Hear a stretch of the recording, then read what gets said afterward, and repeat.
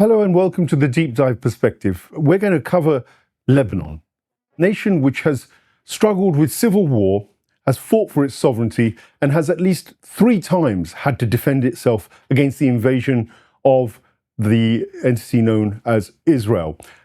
A nation fighting for its independence, for its survival, racked with all sorts of intrigue and politics, right at the crosshairs of US imperialism in West Asia.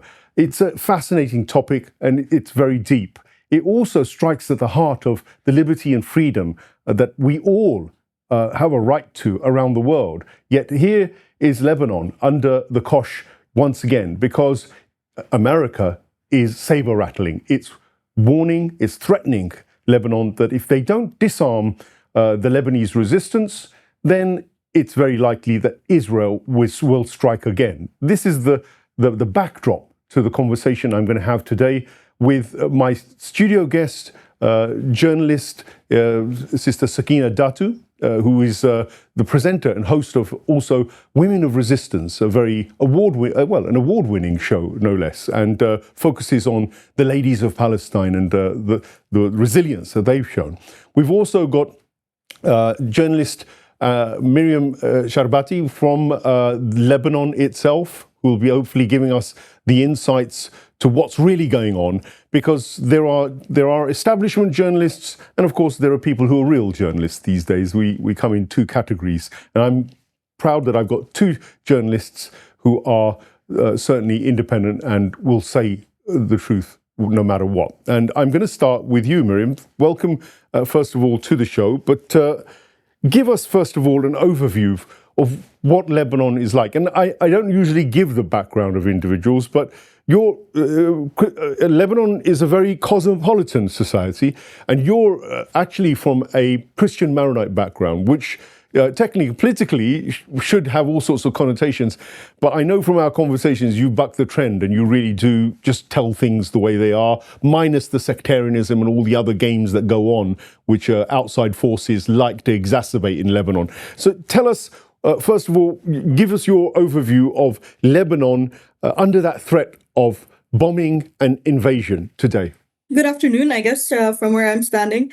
First of all, I'm really glad that we are capable to have this conversation here with everyone and share this with everyone, because what you said is definitely true. I do come from a Christian Maronite background, and this does have its connotation within the Lebanese social structure, right? So commonly, the Christian position in Lebanon has been in majority through media shown to be as an anti-resistance, pro-US position. And this was true during the Civil War of 1975 until the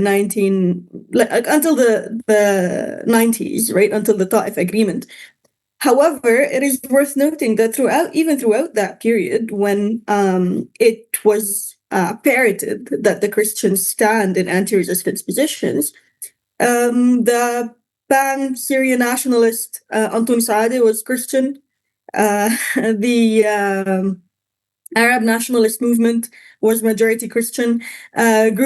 Resistance groups within the Palestinian communities, and integrated with them some Christians in Beirut and the south.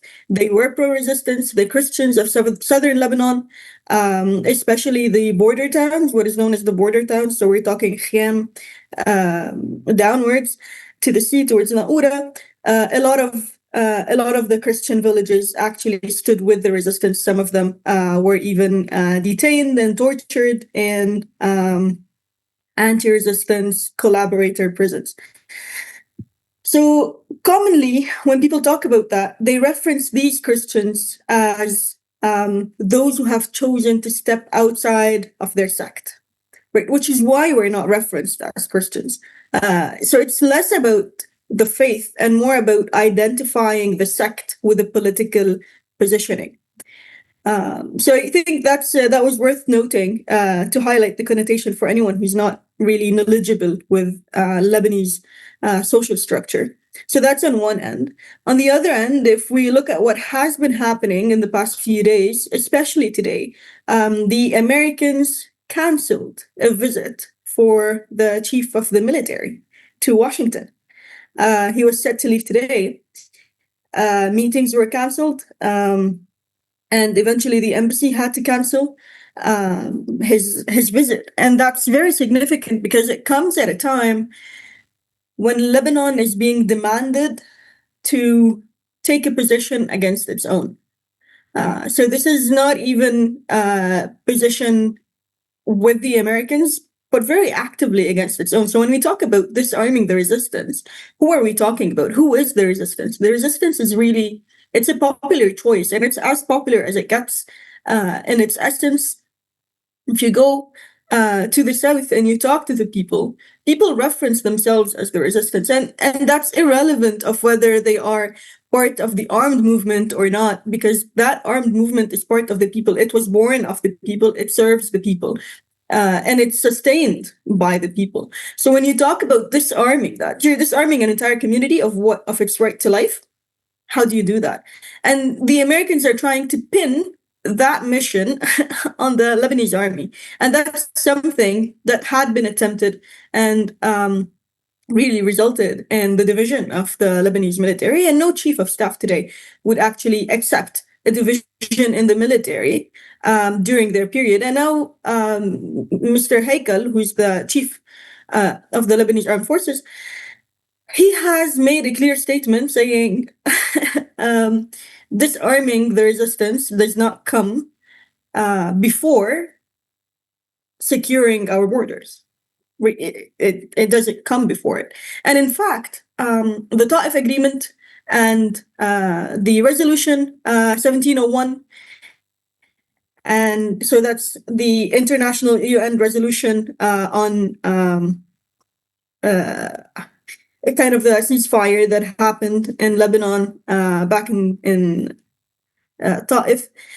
So all of these regulations and the Lebanese constitution give legitimacy to the resistance. And here, when we talk resistance, we're talking all of the factions. So we're talking Hezbollah, we're talking Palestinian resistance movements, we're talking Lebanese resistance movements, we're talking Harakat Amal, we're talking the people of Shaba, we're talking a bunch of movements, including the SSMP, all of those that are under the umbrella of resisting the occupation wherever there is one.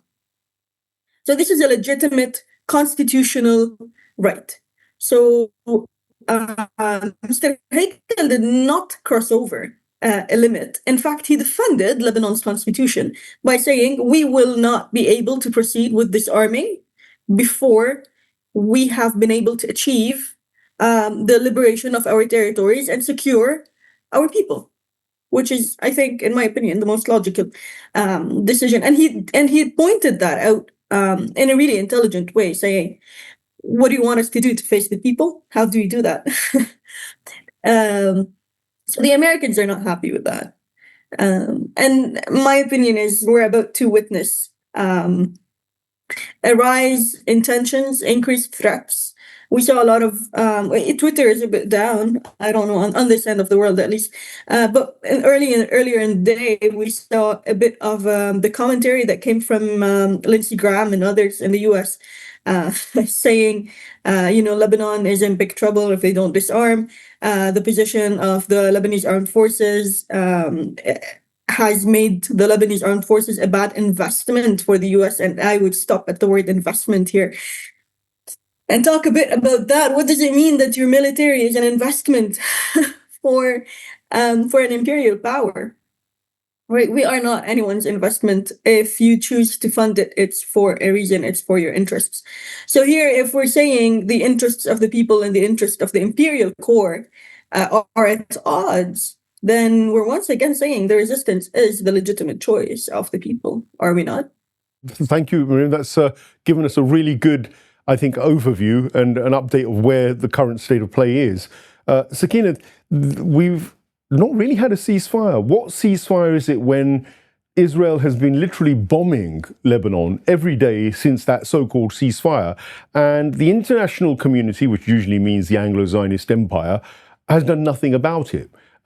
So it's a bit of a farce in the first place that Lebanon's sovereignty is constantly being violated, and now their army is being asked to disarm a segment of Lebanese, actual resistance, and the fact that international law tells us that armed resistance is the absolute, undeniable right of every nation. And undeniably, Lebanon has been invaded time and time again by Israel, yet there's no punishment for Israel for this. There's no sanctioning of Israel. And to the contrary, it's Lebanon which is penalized. What's your overall take about the Americans' arrogance and position on this, really? I think, we are living in an era of this colonial, imperialist, global power. And this is manifested everywhere. So ceasefire obviously wasn't going to hold because it isn't in the interest really of any law. I mean, the UN, you're talking about the UN, all these global, bodies, they were only there to serve when it suits the West because they are the bodies that were put together by them. So when it came to Africa, for example, if Africans did something like a genocide in Rwanda, we talked about taking them to The Hague or taking them to international courts. But Israel has surpassed everything that has happened. But, obviously, because these all systems, are only meant to serve the empire, which is America at the moment, with, of course, the British and the Europeans. But I think what is interesting is the ceasefire is a farce, not just in Lebanon, but in Palestine, in Gaza, as we see at the moment. We are hearing constantly of people still being massacred, despite this, very loose term of ceasefire that is being talked about. The reality is that, look, we have seen even from the Epstein files that have come out, recently, and increasingly, I think post-October 7th, we've realized that the curtains have been drawn. The picture of the global power being in the hands of these few concentrated people led by the Zionists, really, are ruling everything. And so we all, everybody, not just the Lebanese, whether we live here in the West, we are all just servants of this whole empire. And so in reality, whatever, the idea is expansion of the greater Israel. Now you're talking of Lebanon, you're talking of Syria. We see how Syria was, completely messed up, and Lebanon, in a way, along with Syria, with Iran, of course, were holding together these ambitions of a greater, Israel, a greater Israel. And piece by piece, because they tried with Iran, we saw that it didn't work in the 12 days war. They had to retreat because they got a massive beating. So now they have to look for another route, and that route is through Lebanon, the first, and then Syria. Syria, of course, is already, destroyed. So any talk of genuinely needing peace or having a ceasefire in Lebanon is an absolute farce because they want Lebanon. I mean, they are, we see, openly now, not even being hidden. This used to be something when we spoke before about the Zionist global empire, or we were told these are conspiracy theories at that time.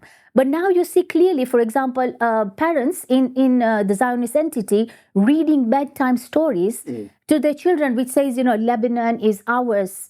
And this is, the children's stories actually talk about, this is where we will be in the few years' time. This is our land. So in that context, when it is so open, it's out there. The whole idea of really wanting a ceasefire, America's interest in the Middle East, Lebanon and elsewhere, being anything other than imperialist, dreams and ideals, is just a farce, really. Myriam, catching on to what Sakina is saying, we saw the most diabolical devastation of Beirut and various other areas in southern Lebanon particularly. And they were bombs which were basically not been seen before. I was seeing pictures of explosions which looked very suspiciously like they may be almost like nuclear-tipped, smaller strategic weapons of that sort, because they were decimating entire, villages, entire plots of land, entire blocks. We know that the bombs that killed the Sayyid were, of course, also so powerful that they went maybe around about 7-8 stories underground, maybe even more, in order to reach. And there was a tonnage of explosives that were required. So what they did, essentially, what the Israelis did was actually create a kind of a total devastation of civilian areas, in order to force, I guess, the resistance to accept a ceasefire. That's how it looked from where I was sitting. And of course, when the civilian population is being wiped out, of course, they've been doing it in Gaza, but there was a different scenario in Gaza. In Lebanon, of course, there must have been dialogue, discussion amongst the leadership generally, and it was ultimately agreed that a ceasefire was okay. But no real ceasefires happened, and the Israelis have been continuing to do their worst. What do you think? What was going through your mind when that bombing was taking place, and how do you feel about that personally? If we're talking about when the assassination of martyred leader Sayyid Hassan Nasrallah happened, I was actually in the opposite suburb of Beirut, so towards the eastern side, which is the Christian area. And we thought they bombed us. Like, we thought they bombed like 3-4 buildings down. That's how powerful the bombing was. Messages on everyone's phone was coming in saying, oh, they bombed our region. And we were people in very different regions. And we were on a group chat saying, wait, I think we just got bombed. And everybody was saying that. And we were in different parts of Lebanon, of the surrounding of Beirut, until we realized that, no, that was definitely Dahi. And the moment we realized it was Dahi is the moment we realized this was, at the time, it was at least an attempted assassination of Sayyid Hassan. The truth is, when we speak of an Israeli war, I don't think any Lebanese expects, whether they're pro resistance or not, no Lebanese expect anything less than the destruction of civilian infrastructure. That's a given. And that's why the first thing people do is not step away from locations they worry about. They step away from their homes. People leave their homes because this is what gets targeted first, not the infrastructure, not anything else. I was born in 96, and that's when that was the time period of Anaqid al-Ghadab. So I don't particularly remember it, obviously. But we were raised on the story of what happened in Qana, right? And what happened in Qana was that people went to take refuge at the UN, and Israel bombed them. And tens, dozens, hundreds were killed during that aggression. And so from that time, my generation, right, we were born in the late 90s. We didn't live the Civil War. Our generation was born on the idea of Israel will kill anyone, just to create pressure on the resistance, to create pressure on anyone that opposes it, to either back out or leave, either desert the area and give them that land, right? Or alternatively, they will murder you. So you end up in this position where for a certain part of the Lebanese people, the argument goes, yeah, it's because of the resistance that Israel is creating that pressure, and thus the civilians that are dying are being killed because of the resistance. And then there's on the opposite end, there's the argument that, well, Israel was going to do that anyway, and the only reason why they haven't taken over all of this land, why they haven't killed everyone, is because the resistance exists. And I think this is where the divide is. This is where the narrative divide is. So then the Americans take advantage of this narrative divide.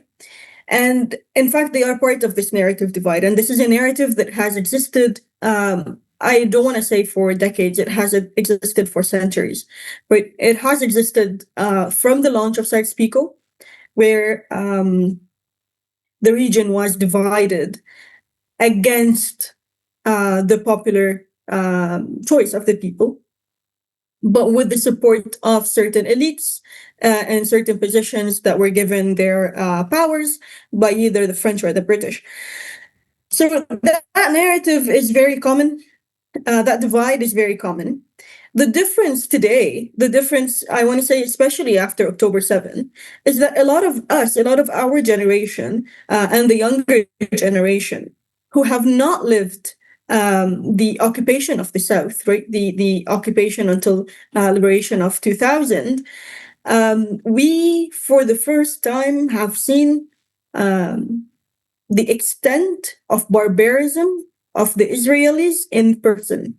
And I mean that not as a story being told, but as something we have in the back of our heads, but we've seen it. We've seen it firsthand. We've seen how, well, they did that for no reason. They would go into a hospital, kill everyone for no reason. They would go to a shelter and bomb it for no reason. They would kidnap people, torture them, and kill them for no reason, except terrorism.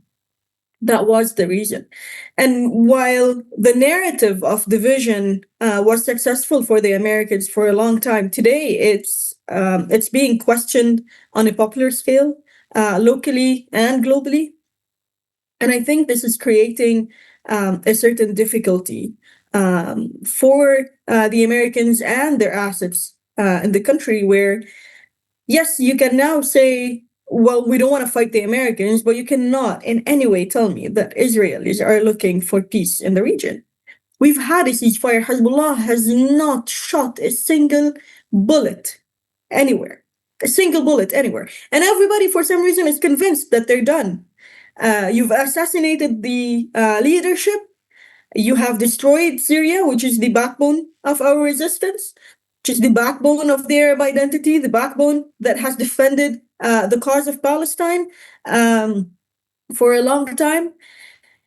And you think that the resistance is weak, and yet still you assassinate at least 1 to 5 individuals per day, right?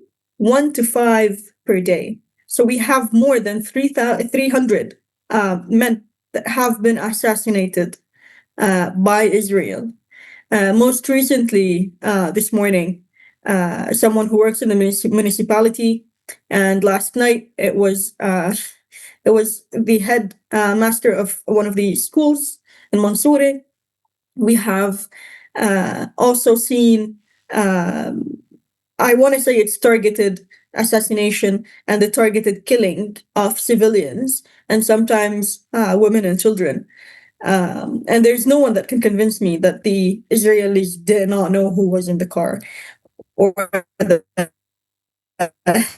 Sure, Myriam, I'm going to hold you there because there's some very powerful testimonies there about what's been going on. And Sakina, you've heard what's going on today. I mean, and you would be more familiar, of course, with the pager terrorism. I mean, probably the biggest single act of terrorism on civilians on a one-to-one basis that anybody has witnessed this decade, this century, for sure. Yet that's not even called terrorism where we're sitting here in London or in Washington. They don't call that terrorism. That was some kind of legitimate act of war that Israel carried out, i.e. civilians were hit by a device which was a pager or a mobile, whatever it was, computers, and that was an organized activity, a state-sponsored piece of terrorism.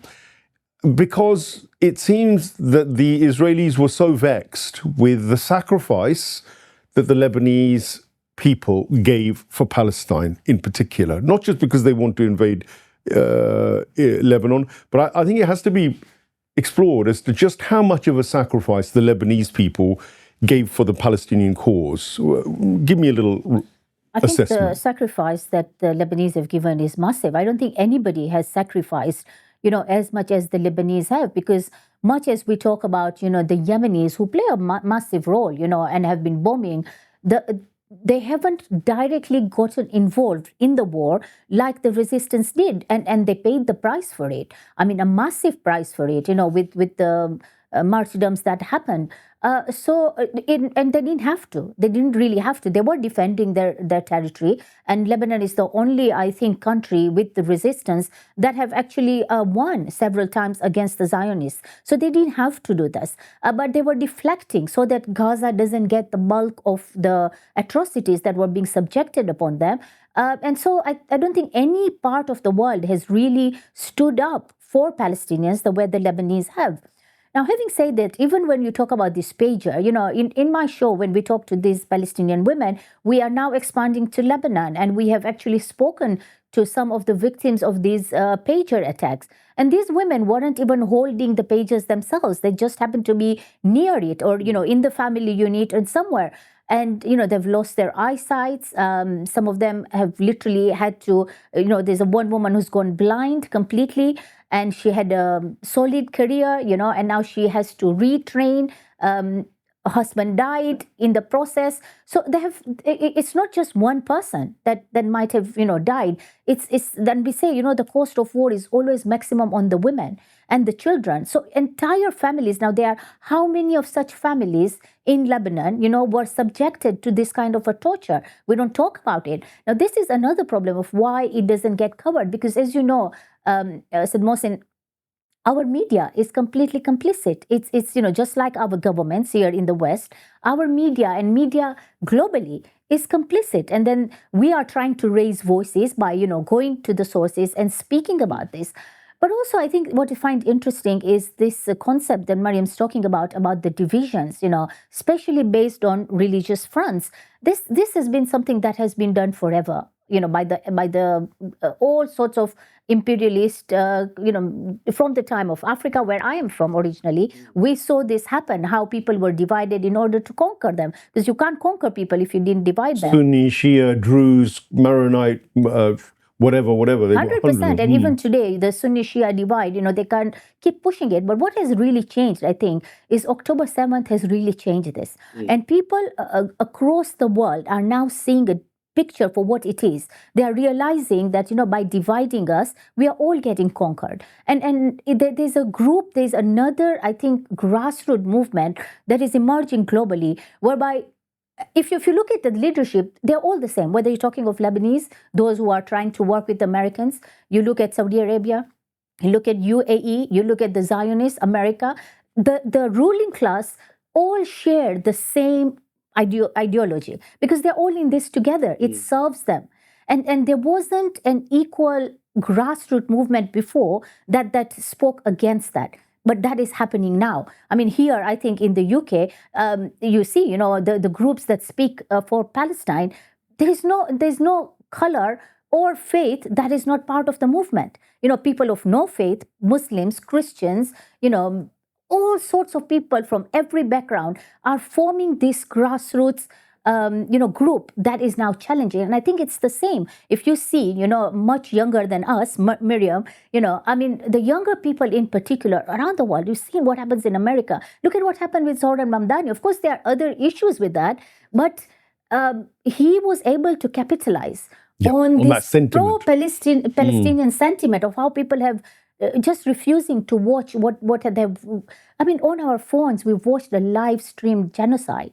And people are reacting. It may look silent. Sometimes you get frustrated because we feel like we don't have the power, but there is power behind that. It takes time, and I think this movement is growing. And listening to her, I think we are all in the same movement. There's a global resistance. There is a global resistance, and I think that is the reason.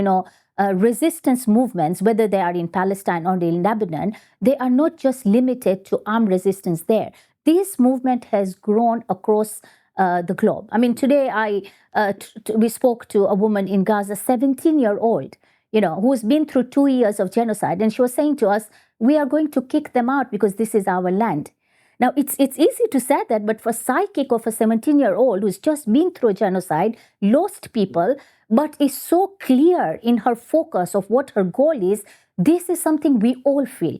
And I think the younger generation in particular. And so despite sometimes feeling like this is we are losing the battle because they are very powerful on the other side. But we've recognized that they all work together. No, there is no interest. I mean, look at the UK. Look at the shamble we are in.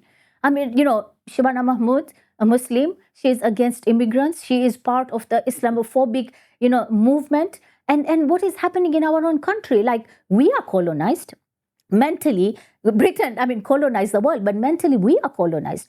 Ordinary people living in this country, economically colonized. So the common man is coming together and understanding. Recognizing there's a common enemy. Absolutely. And I think October 7th has done that. I think what happened in Lebanon, I think the martyrdoms there, I think the pager bombings, these have all contributed to the world waking up and saying, we are all colonized by the same powers who want to go and bomb Lebanon and who are bombing Palestine. Myriam, will they be able to disarm the Lebanese resistance?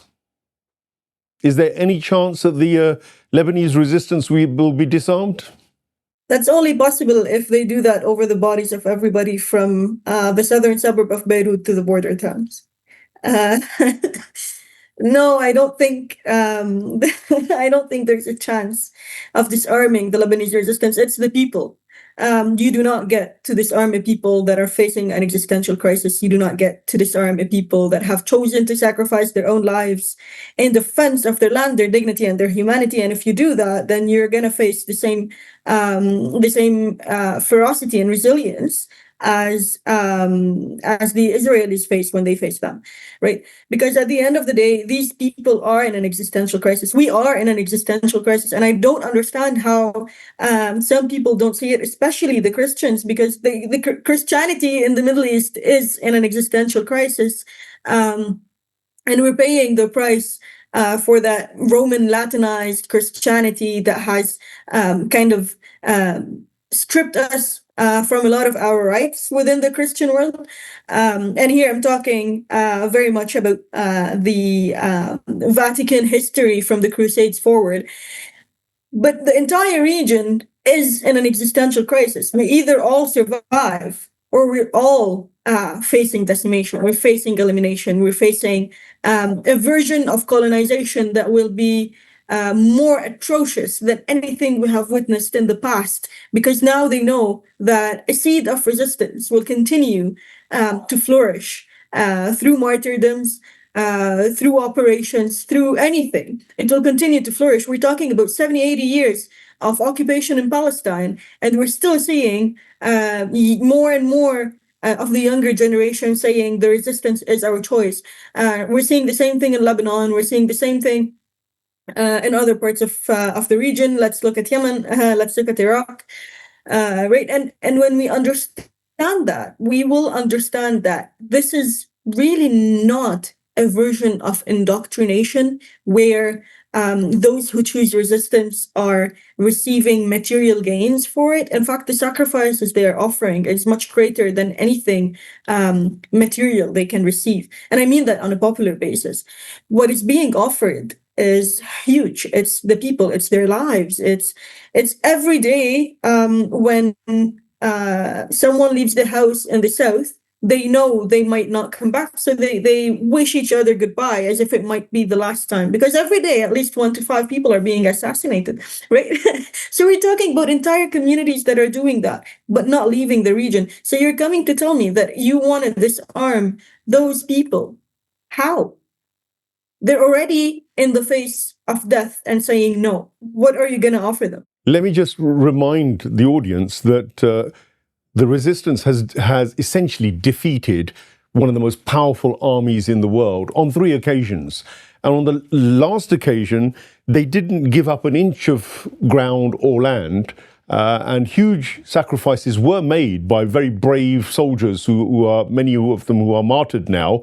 That resistance hasn't been destroyed in spite of the pager attack. So you're saying that everything is just on hold, and the minute Israel attacks, do you think that the resistance has the resilience to go all the way and take Israel on, or are you looking for support from outside? Are you wondering where the international community is, or who's going to support you? Because they've also encircled, let's not forget, they've also managed to encircle Lebanon and the Lebanese resistance through the collapse of Syria, and Julani, who they like to call Mr. Shara now, having tidied him up from his ISIS past, they want to encircle you. So you've got now Shara and the ISIS head choppers on one side, and you've got the Israeli Zionist rapist kind of genocidal army on the other. How do you feel you can survive? How can the resistance survive within that? When we look at Gaza, it's the small piece of land that has been besieged, land, sea, air, for decades. Right? And the resistance in Gaza has not been defeated after 2 years of utter genocide. Lebanon, on the other hand, is bigger, wider. So we have valleys, we have mountains, we have a different, wider, more accessible landscape. We are inherently connected to Syria, and it's physically impossible to block the Lebanese-Syrian borders, and they've tried to do that time and time again. So despite the fact that we have takfiris on the Syrian side, that does not mean that they have the ability to truly besiege us. We've seen what happened when they faced the tribes of Lebanon, and that's just the tribes. We're not talking military, we're not talking armed resistance movements. We're talking the tribes of Lebanon at the northern border, in the Beqa. The resistance that we're talking about, Sayyid Hassan once said that in a very interesting way. He said, they think they're besieging us, but we have the land, we have the air, we have the sea, we have the people, we have the environment, we have the climate, and we have the will. So they think they're besieging us, but we tell them that what we have will besiege them, right? And that logic, we've seen it in Gaza. We've seen it. We've seen 2 years of utter genocide, truly the most criminal, the most televised genocide in the world. Everything is destroyed. What came out is men of the resistance filling the gaps within hours of the ceasefire on the streets publicly with huge public support. Imagine what Lebanon has. Well, one further caveat to that. Do you think it's part of American strategy or Israeli strategy to use Lebanon now as a way of drawing perhaps Iran into the fight? Because you'd have thought that Iran has a duty to support its brotherly resistance members in Yemen, in Lebanon, arguably also in Iraq. Do you think it's also a way of actually drawing the Islamic Republic of Iran into actually practically also coming in to support Lebanon if a war is inflicted on it, then to use that as an excuse for a more extended attack on Iran? Do you think they're playing a sort of domino game there, perhaps? This could be one of the strategies, but one thing that has been proven over time is that the resistance is not reactionary.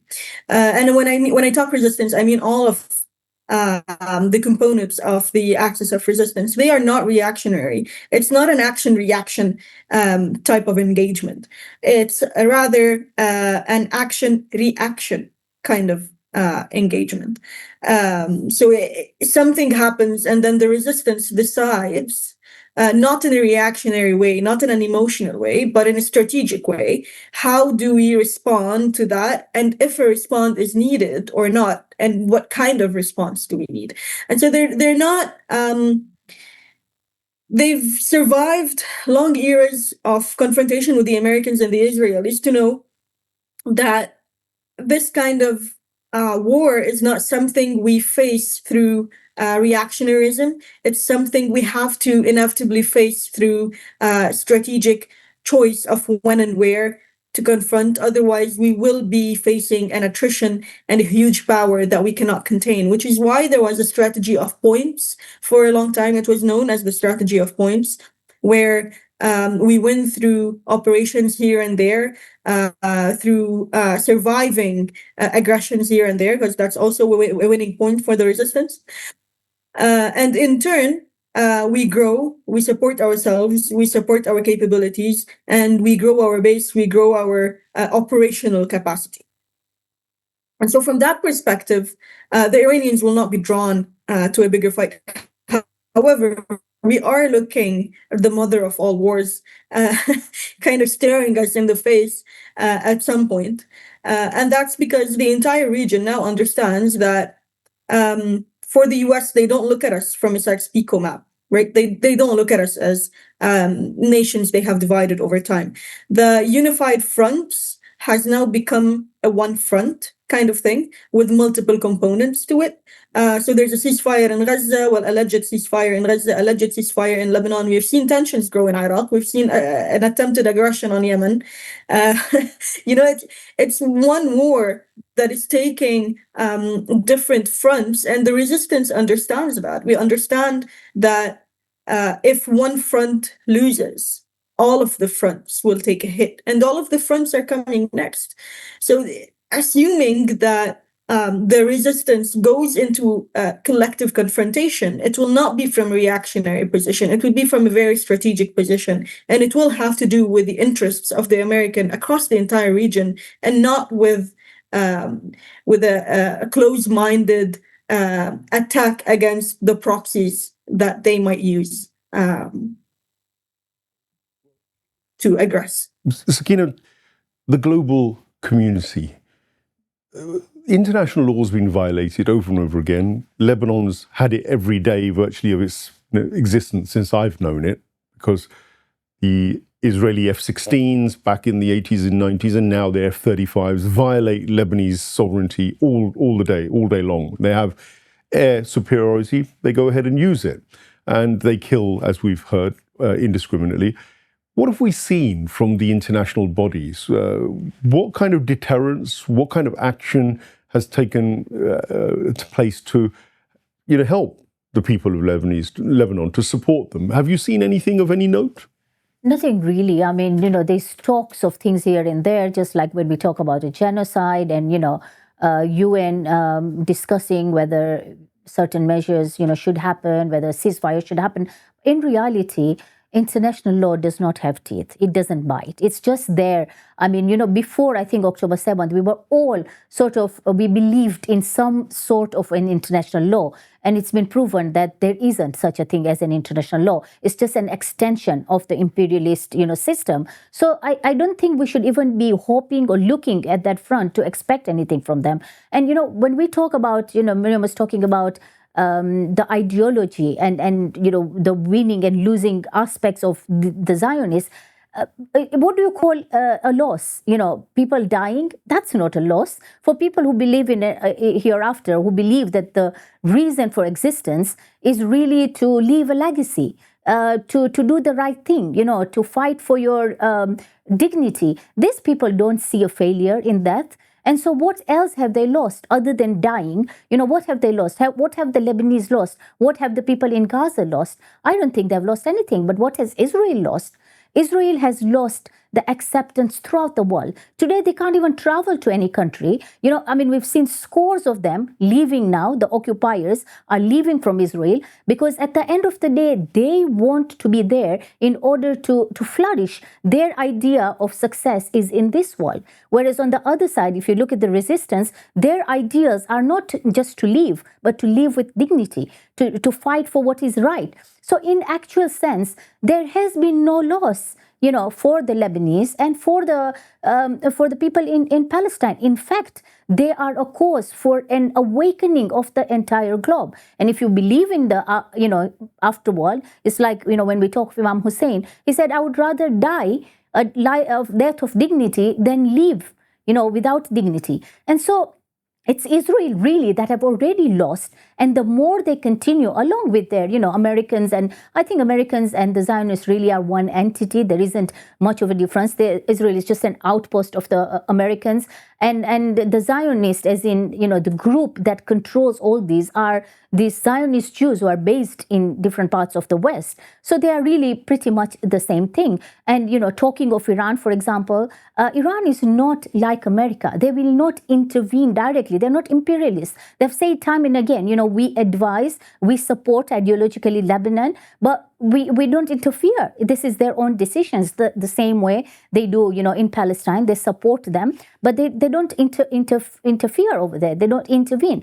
But I don't think everybody needs Iran to intervene. I think, the resistance is strong in its ideology, in its mindset. What we see in Lebanon, in Yemen, in Syria, in, Iraq. Now we are seeing the same thing happening in parts of Africa, in Sudan, wherever there is atrocities, on the other side, you are creating a resistance. And all these resistance groups are coming together ideologically and realizing that actually they are not the ones who are losing anything. They are awakening the world. The loss is of this empire that's really shaky now. I think it hasn't been this shaky in a very long time. This is probably, we are seeing the end, the beginning of the end, I think, of all these entities. And for me, that gives me hope. Well, that's a very praiseworthy vision, and we hope that that's fulfilled, that the oppressors and imperialists are taken down. Doesn't matter who it is. But it always will. I think, if you look at history, every oppressor oppression has ended. We look at the time of Pharaoh, you look at the Babylon example of what happened in Israel, it always ends. It may take a long time. And because human being, our lifespan is so little, so we look at it within our lifespan. It may not happen within our lifetime. But the end will come. It always has, if you look at history. Okay, well, final word goes to you, Myriam. We're coming to the end of the show. Of course, the critical question for me, the last one really, is about the unity of the Lebanese people. They tried to sow division, and there were people like Mr. Jaja and certain sections of the Lebanese community, whether they were linked to the Hariri fraternity or others. How strong is the sense of Lebanese, if you like, unity and sovereignty over the idea of collaboration with Israel or America? Because we know that the US, before all this, was applying huge pressure on Lebanon by using the World Bank. They literally were throttling the Lebanese economy, starving it, really, sanctioning it in such ways that would kill off any resistance. But having survived all of that, and having even survived the Israeli attack, do you think there's sufficient unity amongst the Lebanese people to fight for their sovereignty, regardless of their internal differences, for them to put up a real defense? Do you think that exists, that unity? After the support front war, the whole Sunni-Shia division kind of fell to pieces. It was shattered completely. They tried to revive it with the fall of Syria and with the return of Jolani. But they were only capable of mobilizing a small amount of the kind of Takfiri Sunni movements. But the majority of the Sunnis of Beirut, the Sunnis of the south, and a large part of the Sunnis of Akkar, they all said, no, we stand with the resistance. This is bullshit, to say it nicely. And there isn't really a Sunni-Shia divide the way it appears to be in the media, because what appears to be a Sunni-Shia divide with Nawaf Salam, for example, or the Mufti who went to Syria, they both got a huge backlash. And when Nawaf Salam tried to put together a mobilization for a protest in his support, he was only capable of getting like 50 people in the north to gather, right? And we're talking in parallel to elections across the south that stood with the resistance openly. We're talking about Sunni clerics speaking of resistance, speaking of Sayyid Hassan and that path, speaking of the martyrs. In terms of the Christians, we are divided in the sense that when you hear the kind of political leadership, it's one world, and when you come to the ground, it's another. For most Christians on the ground, and you talk about Israel and the resistance, they tell you, at the end of the day, whether we like them or not, because some of them are isolationists, whether we like them or not, if they lose, we are done. Right, and this is something we're not hearing for the first time. We heard the same thing back in 2014 when the Takfiris were at the borders of Lebanon in the north, especially in the area where the Lebanese forces, so Samir Jaja, is prominent. And what ended up happening is Hezbollah ended up arming those people to defend themselves, while Samir Jaja refused to arm them. And this is something that history has written down. And it's something that I am confident we will see again, because this is an existential issue. Nobody is confused in the sense of understanding that the confrontation is really less sectarian and more about our entire existence. Nobody trusts the Takfiris. We have seen what happened in Syria. The few minorities and the Christians that believe that for some reason they're the leftovers of the Crusaders here, and that the French and the British and the Americans are going to save them, they're not really a majority, and they don't really have any kind of power on the ground, neither to serve the Americans nor to defend themselves. So at the end of the day, the unity locally is much bigger than it has ever been. Actually in Lebanon, despite all the efforts of the Americans and the West. Myriam, thank you very much. It's been a pleasure having you on Deep Dive Perspective. Hopefully first of many such interviews and discussions. And of course, Sakina, same to you, your debut as well. And it's lovely to have you, and a kind of fantastic overview. Hopefully it gives people a clearer idea of what's going on in a very complicated part of the world. Lebanon deserves its sovereignty. No nation deserves to be bullied by imperialists. We in the West, who sit in London, Washington, or even those who the extensions that live in Tel Aviv, have no right to take the sovereignty of any of these nations around them.